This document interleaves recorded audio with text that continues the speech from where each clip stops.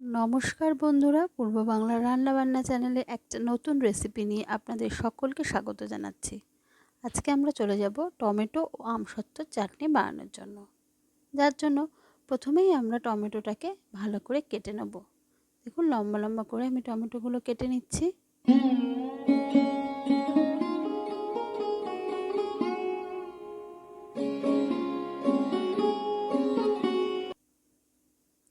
এরপর একটা আমসত্ত্ব 100 থেকে 150 গ্রাম মতো, সেটাকে আমরা কেটে নেব পিস পিস করে।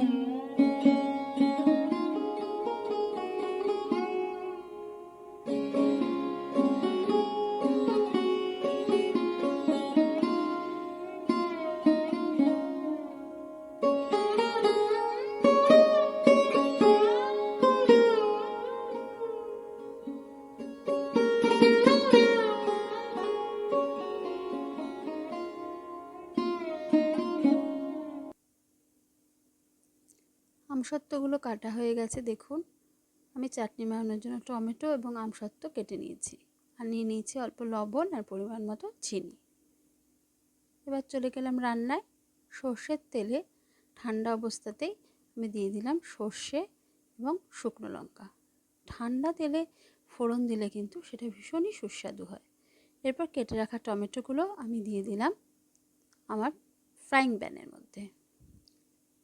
ভালো করে নেড়ে চেড়ে নেব। দিয়ে দেবো অল্প লবণ, যাতে টমেটোগুলো সহজেই মজে যায়। এবার চাপা দিয়ে দেবো।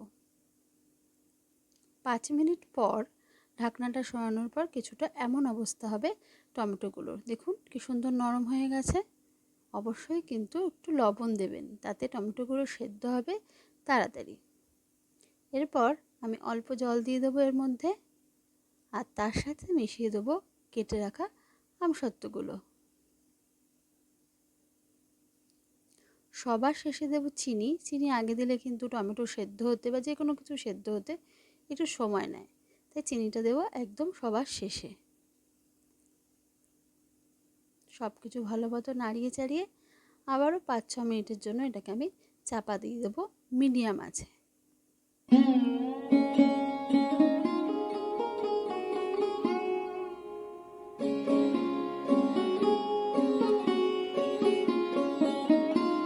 দেখুন, 6 মিনিট পর আমি নামিয়ে নিয়েছি চাটনিটা।